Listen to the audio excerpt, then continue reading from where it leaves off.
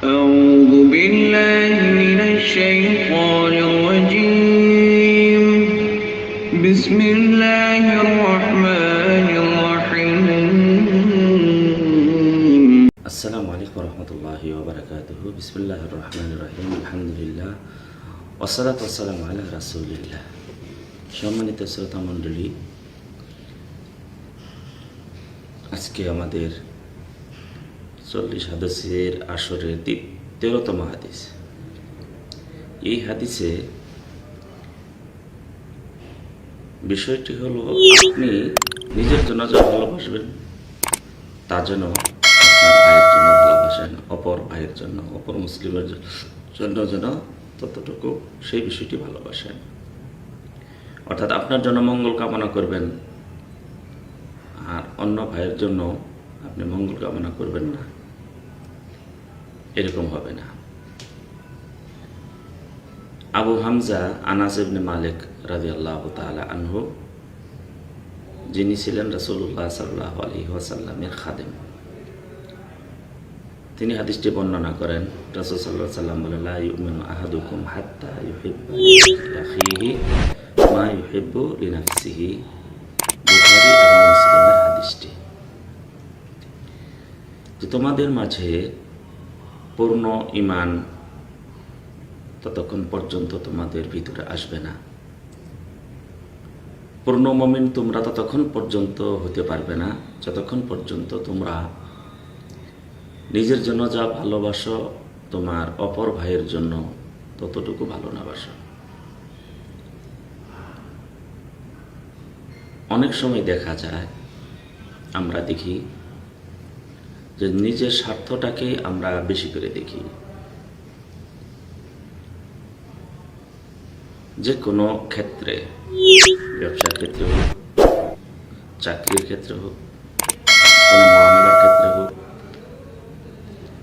আমরা যেন নিজের সম্পদ, নিজের আত্মমর্যাদাটাকে রক্ষা করতে গিয়ে অন্যের আত্মমর্যাদা এবং সম্পদকে আমরা ক্ষীণ করে দেখি, খুব ছোট করে দেখি, সর্বক্ষেত্রেই। তো আমাদেরকে এই বিষয়গুলি এমনভাবে দেখতে হবে যে আমরা নিজের জন্য যা ভালোবাসি অপর ভাইয়ের জন্য যেন আমরা সেভাবেই ওই বিষয়টা ভালোবাসি। খাদ্যের ক্ষেত্রে হোক, খাদ্য গ্রহণের ক্ষেত্রে, দুজনে একসাথে খাচ্ছি, একই মেসে খাচ্ছি, তো ভালো জিনিসটা আমি খেয়ে নিলাম, আপনি খেয়ে নিলেন, আর আপনার আমার যিনি সাথী তিনি সেটা থেকে বঞ্চিত হলেন। একই সাথে চাকরি করি, 2 জনে বা 10 জনে, আমার একটু প্রভাব আছে এই বলে আমি হালকা কাজটা নিয়ে নিলাম, আর 9 জন আছে তাদেরকে ভারী কাজটা দিয়ে দিলাম।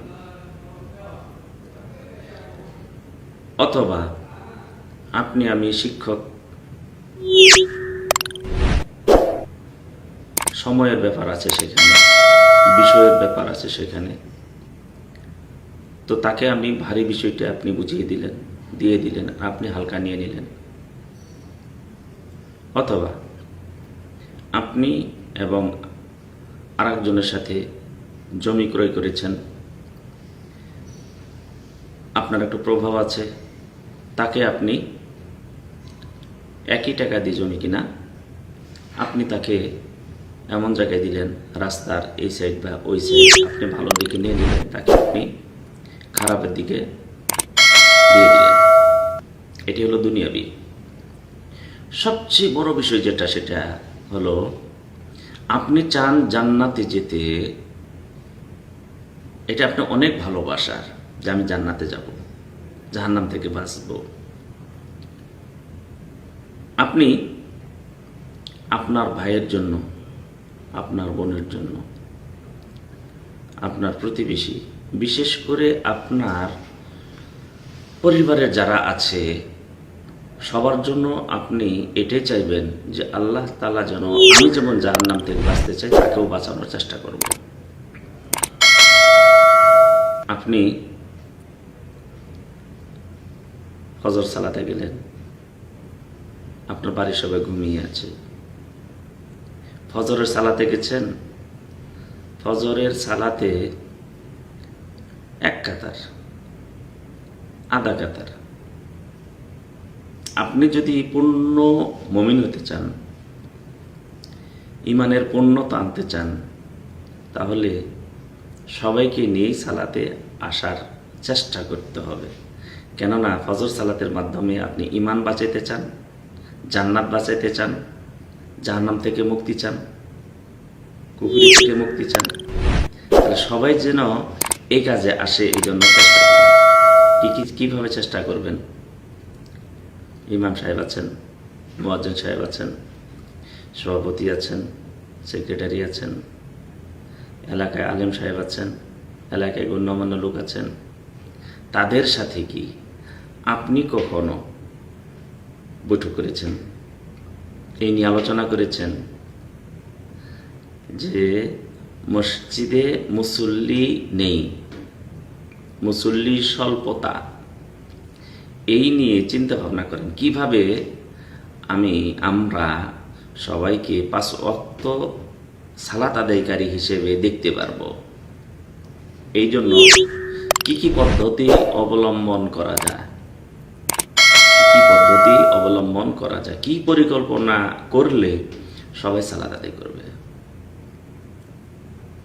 আল্লাহ নবী সাল্লাল্লাহু আলাইহি সাল্লাম বলছেন,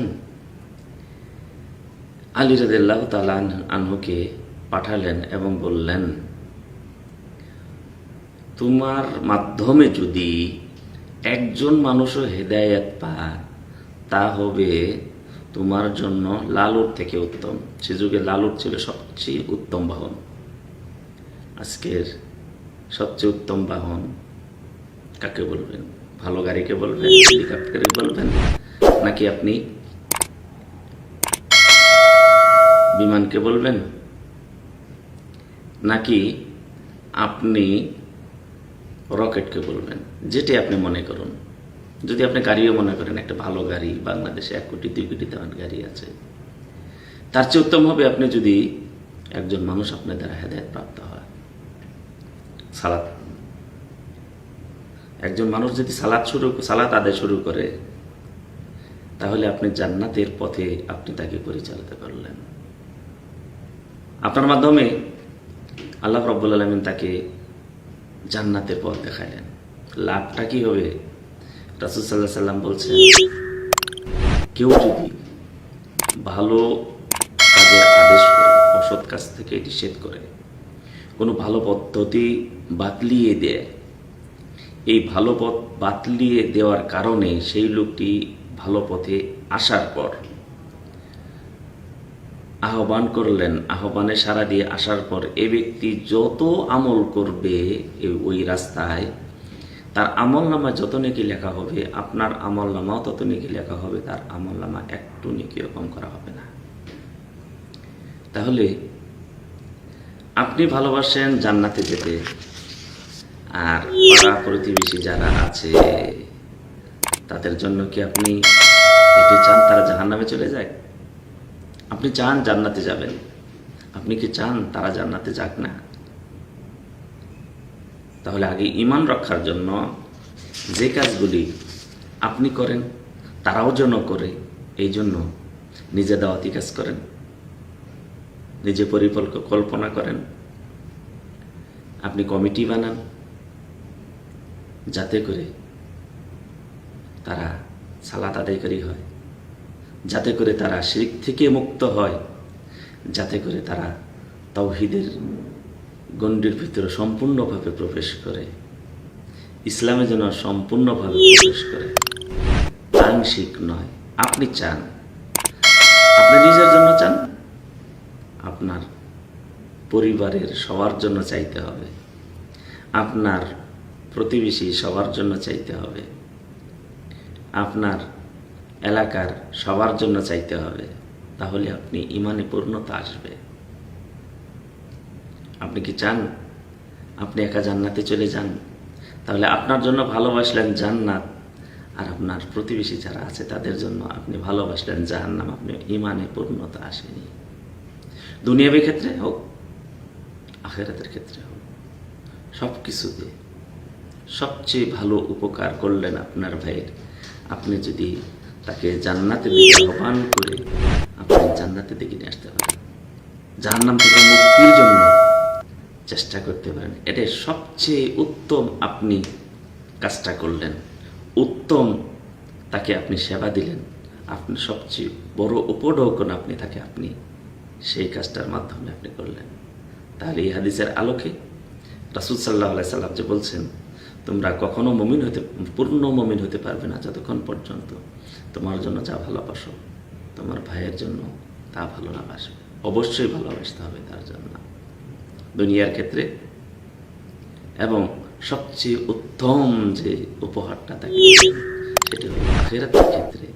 তাকে আপনি অবশ্যই আপনি যেমন জাহান্নাম থেকে মুক্তি পেতে চান, জান্নাত পেতে চান, কবরে আপনি শান্তি সুখ পেতে চান, দুনিয়াতে যত সম্পদ আছে এই সমস্ত সম্পদ যেন, সম্পদ বলতে আপনার স্ত্রী, সন্তান, পরিবার, আপনি যত টাকা পয়সা রেখে গেলেন, আপনার বাড়ি রেখে গেলেন, আপনার জমা জমি রেখে গেলেন, আপনি জানেন এগুলি সবগুলি আপনার কবরে আপনার উপকারে আসুক, হাসরের ময়দানে উপকারে আসুক, এবং জান্নাতে যাওয়ার পরেও যেন সেগুলি আমার উপকারে আসে।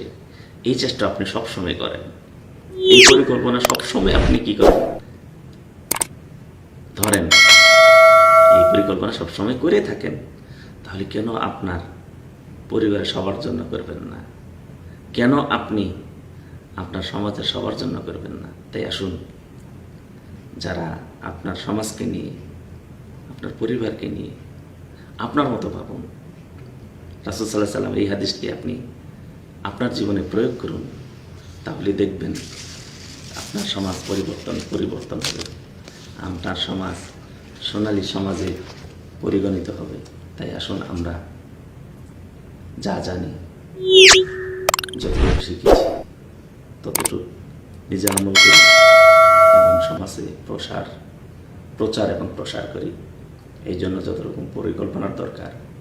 আজকে মসজিদে সালাত আদায় করছে না, মসজিদে সালাত আদায়কারী কম, আপনি এমন একটা পরিকল্পনা করুন আপনার মাধ্যমেই হোক, যাতে করে আজকে 1 বছর টার্গেট রাখুন, 1 বছর সময় নিন, যাতে করে 1 বছরের ভিতরে আমরা এই পরিকল্পনার মাধ্যমে যাতে করে আমার মসজিদে সালাত আদায়কারী হিসেবে পরিকল্পনা। আল্লাহ তাআলা সবাইকে করুন। আসসালামু আলাইকুম।